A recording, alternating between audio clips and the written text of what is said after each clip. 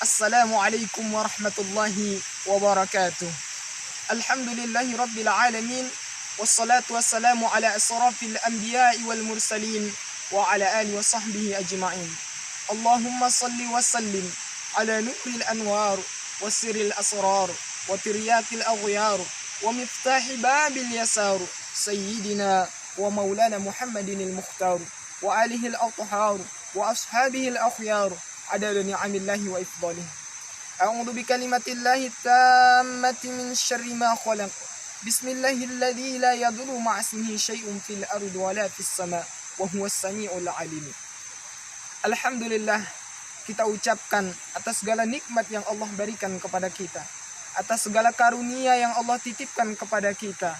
Salawat dan salam semoga tetap tercurahkan kepada baginda yang mulia Nabi Yuna Muhammad sallallahu alaihi wasallam. Mudah-mudahan kelak kita semua mendapatkan syafaatnya di yaumil akhir, di mana ketika kita nanti sudah berada di hari pembalasan, tidak ada lagi syafaat kecuali syafaat dari beliau yang kita harapkan.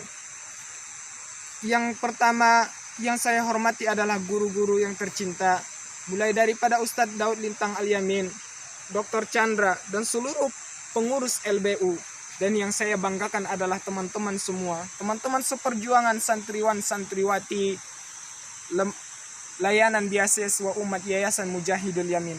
Mudah-mudahan kita semua masih dalam lindungan Allah Subhanahu wa Ta'ala. Mudah-mudahan Anda semua di sana, dimanapun Anda berada, di Kalimantan, di Jakarta, dimanapun itu, mudah-mudahan selalu dalam lindungan Allah Subhanahu wa Ta'ala. Dan kita doakan bersama guru-guru kita, mudah-mudahan diberikan keberkahan ilmu, diberikan keberkahan hidup oleh Allah Subhanahu wa Ta'ala, dimudahkan segala urusannya. Begitupun dengan kita, para hadirin yang dirahmati oleh Allah Subhanahu wa Ta'ala. Pada kesempatan kali ini, marilah sama-sama kita berpikir akan segala nikmat yang Allah berikan kepada kita. Di dalam pendidikan ada yang disebut dengan Iqra. Bahkan di dalam Al-Quran, di surah Al-Alaq, disebutkan Iqra bismi rabbikal ladzi khalaq. Bacalah dengan menyebut nama Tuhanmu. Kemudian, coba kita perhatikan alam yang Allah ciptakan ini. Begitu indah alam yang Allah ciptakan ini. Begitu sempurna nikmat yang Allah berikan kepada kita. Tidaklah kita lihat, semua ini adalah ayat-ayat kauniyah Allah yang patut kita syukuri. Ayat-ayat kauniyah ini bisa kita ikra, bisa kita baca, bisa kita analisa untuk menjadi sebuah pembelajaran bagi diri kita sendiri. Alhamdulillah, pada kesempatan kali ini Yayasan Mujahidul Yamin diberikan oleh Allah kemudahan untuk mengirimkan salah satu santrinya, yaitu saya pribadi Al-Fakir, untuk mengabdikan diri di sebuah tempat yang mana tempat ini jauh daripada perkotaan, jauh daripada yang namanya keramaian, tempat yang begitu hening, namun tempat yang kurang sentuhan oleh Islam, tempat yang kurang sentuhan oleh para dai-dai kita. Hingga saat ini, dari kemarin Al-Fakir sampai ke kampung ini, yang mana kampung ini adalah kampung kelahiran guru kita yang tercinta, ada Ustadz Chandra dan Ustadz Daud, dan juga teman-teman seperti Dahrul juga. Seperti kemarin saya perhatikan, miris sekali melihat pendidikan yang ada di sini. Ini menjadi PR bagi kita semua, para hadirin, para teman-teman semua yang ada di sana. Sebagaimana harapan daripada LBU, lembaga layanan beasiswa umat yang dipimpin oleh Ustadz Daud, beliau sangat berharap kita semua datang ke sini untuk berdakwah di jalan Allah, menyampaikan kebenaran dan kebatilan yang ada di sini. Mudah-mudahan Allah memberikan kita kesempatan untuk itu. Pada pembahasan kali ini, wahai para teman-teman semua yang dirahmati Allah, para santriwan santriwati, saya hanya ingin menyampaikan 3 hal yang saya dapatkan dari guru ketika saya MDA. Kemarin alhamdulillah diberikan oleh Allah Subhanahu wa Ta'ala kesempatan untuk berkunjung ke rumah beliau sambil mengantarkan surat pengantar dari Yayasan Mujahidul Yamin. Beliau mengingatkan saya 3 hal. Dan mudah-mudahan 3 hal ini menjadi pelajaran bagi kita semua, menjadi ilmu bagi kita. Yang pertama kata beliau, jikalau ingin berdakwah, maka yang paling pertama kali yang harus kamu jaga, yang harus kita jaga adalah diri sendiri. Maksud daripada menjaga diri sendiri ini adalah kita harus menjaga diri daripada hal-hal yang membuat wibawa kita turun. Bahkan dari segi pakaian, segi berjalan, dan ucapan sekalipun harus dijaga. Karena ini adalah salah satu hal yang terpenting untuk wibawa kita hingga dakwah kita itu pun bisa disampaikan dengan baik.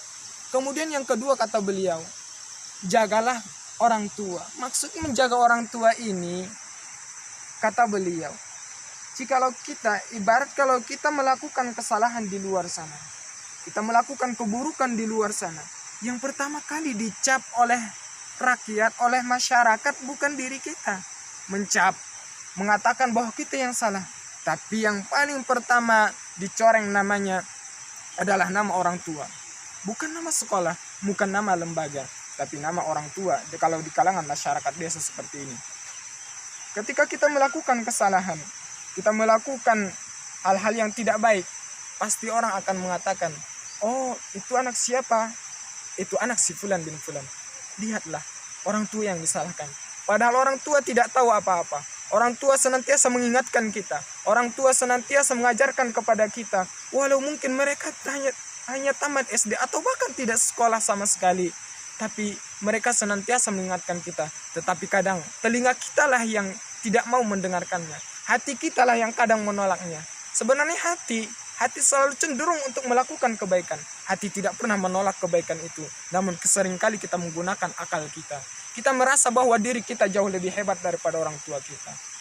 Para hadirin yang dirahmati oleh Allah Subhanahu wa taala, betapapun tingginya ilmu kita, betapapun hebatnya kita di luar sana, bahkan gelar profesor sekalipun, Anda bukan siapa-siapa. Kita bukan siapa-siapa. Karena yang paling pertama adalah orang tua. Kita masih berada di bawah orang tua. Tanpa izin, restu, doa dan dari orang tua kita mungkin tidak akan mampu. Oleh karena itu, jaga nama baik orang tua. Kemudian yang ketiga kata beliau, jagalah lingkungan. Berlakulah baik kepada lingkungan. Lingkungan di sini baik itu makhluk hidup, hewan, tumbuhan, bahkan sesama sekalipun. Maka kita harus berakhlak kepada mereka semua. Karena mereka juga ciptaan Allah. Kita harus berakhlak kepada binatang. Tidak boleh menzalimi mereka. Tidak boleh. Islam tidak mengajarkan, tidak membenarkan kalau kita menzalimi. Bahkan tumbuhan sekalipun. Kita tidak boleh menebang pohon sembarangan. Kita tidak boleh. Ini semua milik Allah. Mereka berhak hidup.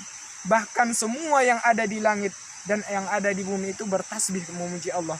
Lalu kita ingin menzalimi mereka. Kelak kita akan mendapatkan pertanggungjawaban itu.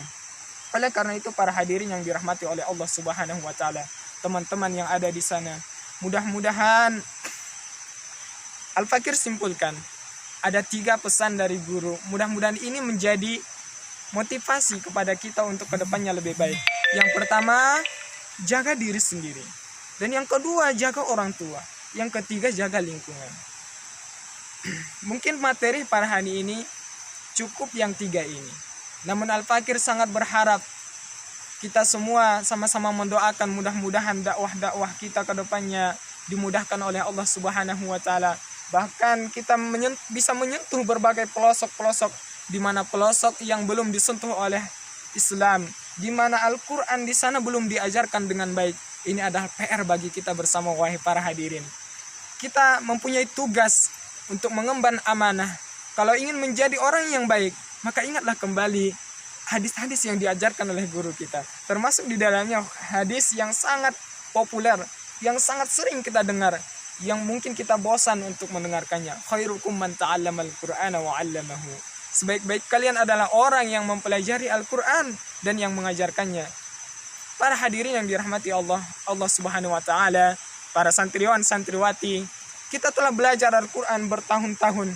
Kini saatnya mungkin kita semakin semangat kembali untuk menghafal, membaca, mentadabburi Al-Qur'an untuk kita sampaikan kepada umat agar kelak kita dicap oleh Allah Subhanahu wa taala menjadi sebaik-baik orang.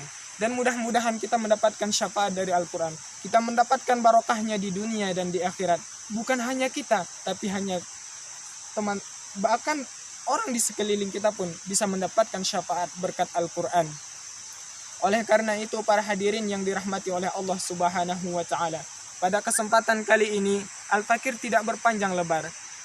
Al-Fakir mohon doanya kepada teman-teman semua dan kepada semua guru yang ada di sana, semua sanak saudara yang ada di sana.